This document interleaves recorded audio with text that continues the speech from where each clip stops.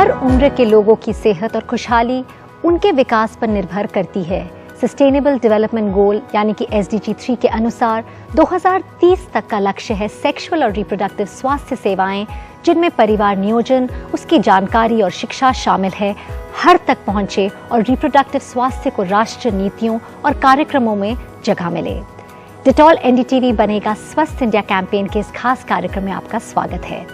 जब हम स्वस्थ भारत की बात करते हैं तो उसमें माँ और बच्चे की सेहत बहुत अहम है।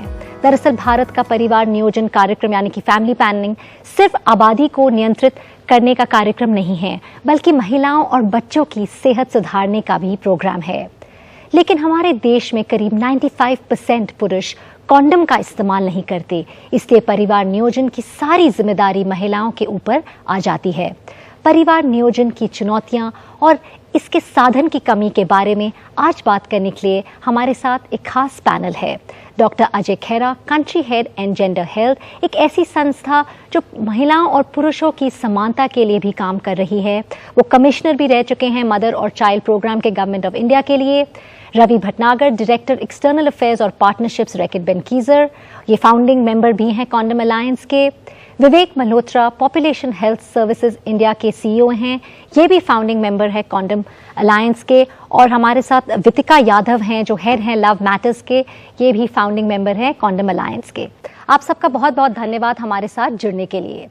डॉक्टर खेरा, आपने सरकार में भी commissioner for women and health programming के तौर पर काम किया है। आप बढ़ती हुई आबादी को कैसे देखते हैं, और साथ ही जो ये कॉन्डम्स और ये कॉन्ट्रासेप्टिव की अगर हम बात करें, इससे लोगों तक आसानी तक हम उन्हें कैसे उनकी तरफ पहुंचा सकते हैं, एक्सेसिबिलिटी कैसे बढ़ा सकते हैं? जैसे आप बोल रहे हैं कि हमारा जो प्रोग्राम था फैमिली प्लानिंग प्रोग्राम, जिसको हम बोलते हैं कॉन्ट्रासेप्टिव सर्विसेज, वो पहले सिर्फ पॉपुलेशन कंट्रोल के लिए हुआ करता था, पर अब पॉपुलेशन कंट्रोल के लिए तो है ही, पर हमारा माँ और बच्चे की स्वास्थ्य को इम्प्रूव करने के लिए भी ये प्रोग्राम बहुत ज़रूरी है। और इस प्रोग्राम में हमको कंटिन्यूअस इन्वेस्टमेंट करना है। मैं आपको ये बताना चाहूँगा कि पॉपुलेशन के बारे में इस समय हमारे देश में कोई 26 या 27 स्टेट्स ऐसे हैं जिनका पॉपुलेशन स्टेबलाइजेशन हो चुका है, जिनका टोटल फर्टिलिटी रेट 2.1 से कम है।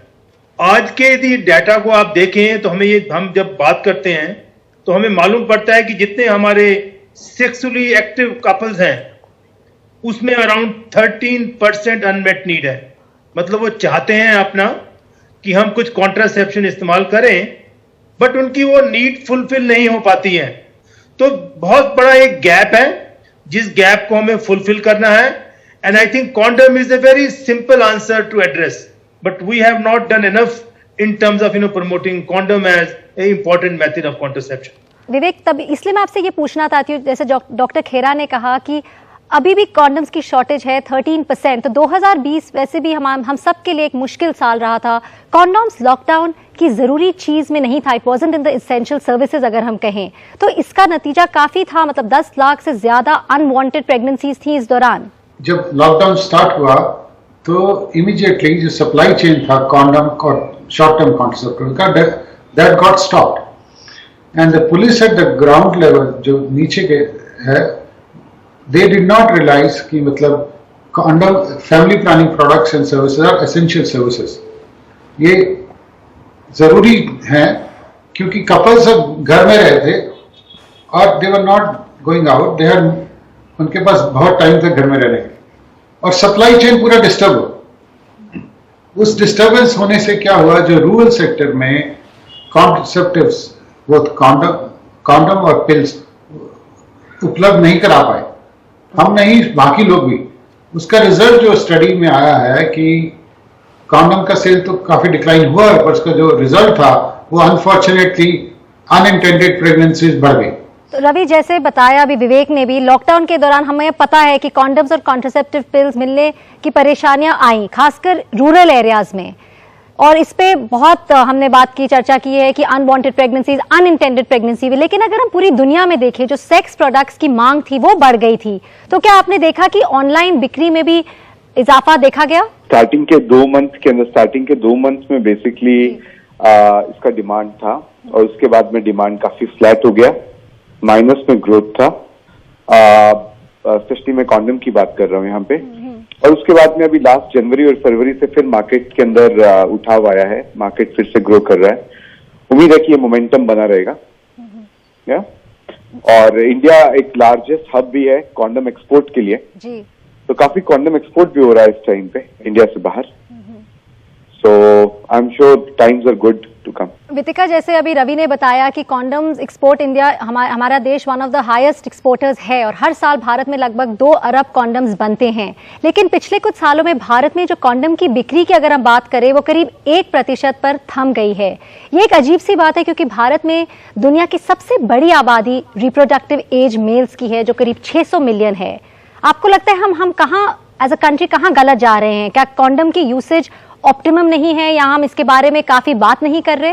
देखिए, एक तो हमें सबसे पहले समझना जरूरी है कि जब हम फैमिली प्लानिंग बोलते हैं तो ये हमें समझना जरूरी है कि कहीं ना कहीं हम युवा लोगों को उसमें ले ही नहीं रहे हैं, क्योंकि हर युवा इंसान जो इस वक्त सेक्सुअली एक्टिव है वो फैमिली प्लानिंग के लिए, फैमिली बनाने के लिए ही सेक्स नहीं कर रहे हैं। ठीक है, तो कहीं ना कहीं जब हम यौन और प्रजनन स्वास्थ्य की बात करते हैं तो उसमें युवा लोगों के लिए कोई जगह नहीं है, ना ही हम उनको समझते हैं कि उनको इतना अधिकार है कि वो अपने शरीर के लिए अपने आप निर्णय ले सके। सेक्स की बात हो या फिर उनके अधिकारों की बात हो या फिर कौन सी ऐसी चीजें हैं जो वो अपने यौन और प्रजनन स्वास्थ्य के लिए कर सकते हैं अपने आप को सेफ रखने के लिए, ये चर्चा युवा लोगों से कोई नहीं करता है। व्यापक यौन शिक्षा यानी कॉम्प्रिहेंसिव सेक्सुअलिटी एजुकेशन देश में नहीं है, नॉन एग्जिस्टेंट है। अगर हम नेशनल पॉलिसी की बात करें तो ये बहुत सारे चैलेंजेस हैं और साथ में युवा लोगों को ये अधिकार होना कि वो अपनी जरूरत की बातें खुल के कर सके, बेझिझक कर सके, बिना शर्म के कर सके, ये भी एक जरूरी मुद्दा है। डॉक्टर खेरा, जो नेशनल फैमिली हेल्थ सर्वे ने पाया है कि 20 से 29 साल के करीब 78% जो भारतीय पुरुष कोई गर्भ निरोधक यानी कॉन्ट्रासेप्टिव नहीं इस्तेमाल करते। ऐसी जानकारी है कि शिक्षा की भी कमी है, महिलाओं को कई बार जिम्मेदारी दी जाती है, सारा बर्डन उन पर होता है और कई बार वो कॉन्डम इस्तेमाल ही नहीं करना चाहते हैं। आपको क्या लगता है कि हम ये कैसे अवेयरनेस स्प्रेड कर सकते हैं, क्योंकि हमें पता है कि जो यूथ और मेन को इसमें इन्वॉल्व करना बहुत जरूरी है? हमारी जो unmet need overall sexually active population में 13% है और यदि इसको आप कंपैरिजन करें इस छोटी वाली एज ब्रैकेट का 20 से लेके 29 वाले में, उसमें आपकी जो अनमेट नीड है वो 28% है। बहुत ज्यादा अनमेट नीड है। That means they want to prevent, they want to avoid pregnancy but because services are not available. तो इसके बड़े सारे रीजंस हैं एक्चुअली, क्योंकि हमारे देश के अंदर काफी स्टिग्मा है सेक्स के बारे में बात करने में, पर्टिकुलरली एडोलेसेंट के साथ या यंग लोगों के साथ। और दूसरे हमारे कुछ सोसाइटी के नॉर्म जैसे हैं, like girls can not go to a chemist shop और वहां जाके बोले कि मुझे कॉन्डम दे दो जी। तो हमारे लोगों में काफी जो एक तरह का ना स्टिग्मेटाइज्ड है ये वाला बात। तो हमें इस वाली बात को, कॉन्ट्रासेप्शन सर्विसेज को इंक्लूडिंग कॉन्डम को ब्रेक करने के लिए हमको लोगों को एजुकेट करना पड़ेगा। और एक चीज जिसको हम बोलते हैं कॉम्प्रिहेंसिव सेक्सुअलिटी एजुकेशन, हमें वो देनी पड़ेगी, स्कूलों में देनी पड़ेगी। बच्चों को बताना चाहिए कि how it is important and how it can really improve your SRH kind of services. जी, कॉन्डम के वही बात अगर हम करेंगे इसके बारे में, इसको अगर हम नॉर्मलाइज करें रवि, तभी मैं आपसे पूछना चाह रही हूँ कि कॉन्डम्स के बारे में जो बातचीत सहज और आम ढंग से करने के लिए क्या करना चाहिए? आप इस क्षेत्र में काफी काम कर रहे हैं। सबसे इम्पोर्टेंट ये है कि जो भी इस तरह का जो कार्यक्रम चलता है उसको वो कल्चरली अडेप्टिव होना चाहिए। कल्चरली अडेप्टिव का मतलब है कि जो लोकल जो सोशल नॉर्म्स हैं, जो हमारे आसपास जो जिस तरह का वातावरण है उसके हिसाब से हमें इसके बारे में प्रोग्राम को डिजाइन करना चाहिए। और ये प्रोग्राम ऐसा डिजाइन नहीं होना चाहिए कि ऐसा किसी भी तरह से लगे कि हम वेस्टर्न सभ्यता को इंडिया में लेके आना चाह रहे हैं और अपने बच्चों को, इंडियन बच्चों को एक्सप्लॉइट करना चाह रहे हैं। अब मैंने वितिका, हमने ये जो प्रोग्राम डिजाइन किया है जो कि 7 नॉर्थ ईस्टर्न स्टेट्स में है, इस प्रोग्राम के अंतर्गत हम बहुत सारी चीजों पे, बहुत सारे विषयों पे चर्चा करते हैं। उनमें से गुड टच, बैड टच एक है, साइबर बुलिंग एक है, कंसेंट एक बहुत इंपॉर्टेंट मुद्दा है। इसके अलावा हम लोग डाइवर्सिटी, इंक्लूजन और इक्विटी की बात करते हैं उस प्रोग्राम के थ्रू। उसमें बॉडीली चेंजेस के बारे में डिस्कशन करते हैं, फीलिंग्स और इमोशंस के बारे में डिस्कस करते हैं, ग्रोइंग अप जैसा उसका टॉपिक है, फिर बच्चे जो है उस पूरे करिकुलम में अपने जैसे कि एक इलेक्शन का मैनिफेस्टो होता है, उसी तरह से बच्चे अपना चाइल्ड हेल्थ मैनिफेस्टो खुद डेवलप करते हैं। और उस मैनिफेस्टो के उसमें 17 पॉइंट है। उस मैनिफेस्टो में वो उस मैनिफेस्टो को अपने अलग अलग स्कूल्स में, पब्लिक स्कूल्स में, प्राइवेट स्कूल्स में, चर्च बेस्ड स्कूल्स में, ट्राइब बेस्ड स्कूल्स में, अलग अलग स्कूल्स के अंदर वो लोग अपना प्रोग्राम को लेके जाते हैं। और गाने के माध्यम से, डांस के माध्यम से, फुटबॉल क्लब्स के माध्यम से, आर्चरी के माध्यम से, ये जो प्रोग्राम है पूरा हमारा नॉर्थ ईस्ट के अंदर हम बच्चों के साथ में कर रहे हैं। आप बहुत अच्छा काम कर रहे हैं। It's a good beginning I feel. Vitika, अगर हमने बात की है कि एक तो पुरुष कॉन्डम्स नहीं यूज करना चाहते, सारी रिस्पॉन्सिबिलिटी विमेन पे छोड़ देते हैं, हमारे देश में परिवार नियोजन यानी कि फैमिली प्लानिंग में पुरुष की हिस्सेदारी कितनी है, इनफैक्ट क्यों नहीं है, अगर मैं ऐसे आपसे पूछूं? हमें ये एक्सेप्ट करना पड़ेगा कि पितृसत्ता का जो रोल है वो हमारे समाज में एक बहुत बहुत बड़ा रोल है। तो जब बात आती है किसी भी तरह के निर्णय की, चाहे वो महिला के बॉडी के अधिकार की हो, चाहे चॉइसेस की हो, किसी भी तरह की हो, एक युगल, एक कपल जब कोई भी डिसीजन मेकिंग करता है तो सारा का सारा जो बर्डन है जो आपने बताया वो होता महिला पे है कि किसी भी तरह का गर्भ निरोध का जो इस्तेमाल करेगी वो महिला ही करेगी। चाहे कोई भी गर्भ निरोध जो पुरुष के लिए है वो ज्यादा आसान भी है, वो ज्यादा सीधे तरीके से वो इस्तेमाल कर भी सकते हैं, लेकिन कहीं ना कहीं ये जो एक धारणा है, एक गलत धारणा है कि उनके पौरुष को हानि पहुंचेगी क्योंकि उन्हें किसी चीज का इस्तेमाल नहीं करना है। हम शुरुआत से अगर उनको साथ लेकर चलते हैं और जो सोशल नॉर्म्स की बात हो रही है उनको साथ लेकर चलते हैं, क्योंकि इन्वॉल्वमेंट तभी होगा जब हम इन गलत धारणाओं को हम चैलेंज कर पाएंगे, हम उन प्रोग्राम्स में उनको कॉम्प्रिहेंसिव ले पाएंगे, हम ये बता पाएंगे पुरुषों को कि ये आपकी भी उतनी ही जिम्मेदारी है जितनी कि महिला की है।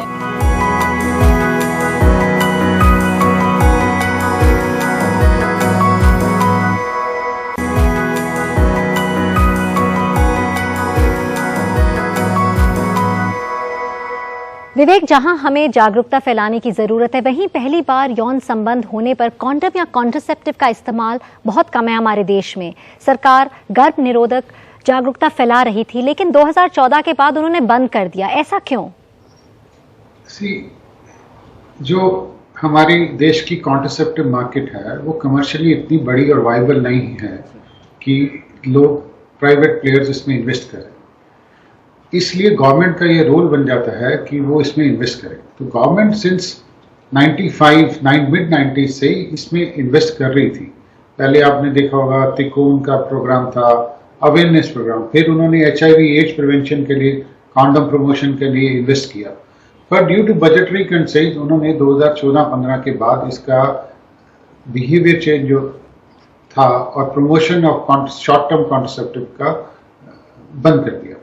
उसका इम्पैक्ट ये है कि जो नया यूथ अभी रिप्रोडक्टिव एज ग्रुप में एंटर हो रहे हैं, मतलब जो लोग मेच्योर हो रहे हैं और सेक्सुअल डेब्यू कर रहे हैं, उनके पास कुछ भी अवेयरनेस नहीं है, कुछ भी नॉलेज नहीं है अबाउट, एंड जो स्टिग्मा अटैच्ड है कॉन्डम खरीदने में, उससे भी लोग डरते हैं।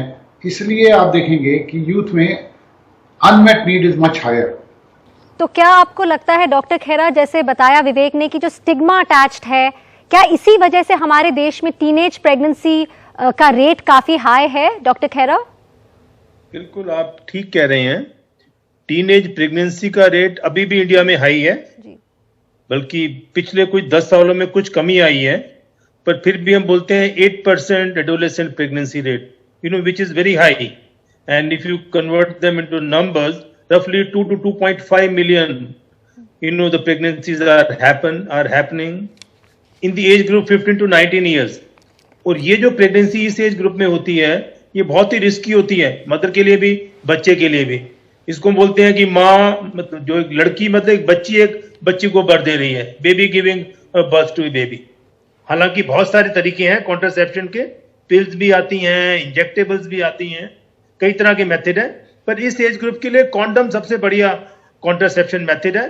आई थिंक हमारे को सबको मिलके इस कॉन्ट्रासेप्टिव मेथड को प्रमोट करना चाहिए। और पर्टिकुलरली मैं एक बात बोलना चाहूंगा कि कोविड के टाइम पे, क्योंकि जहां लोग हॉस्पिटल नहीं जाते हैं, कहीं नहीं जाते हैं, कॉन्डम एक इस तरह का कॉन्ट्रासेप्शन है जिसमें आपको डॉक्टर की जरूरत नहीं है, आपको हेल्थ केयर प्रोवाइडर की जरूरत नहीं है, this is called as the self-care method of contraception, which needs to be promoted in a big way.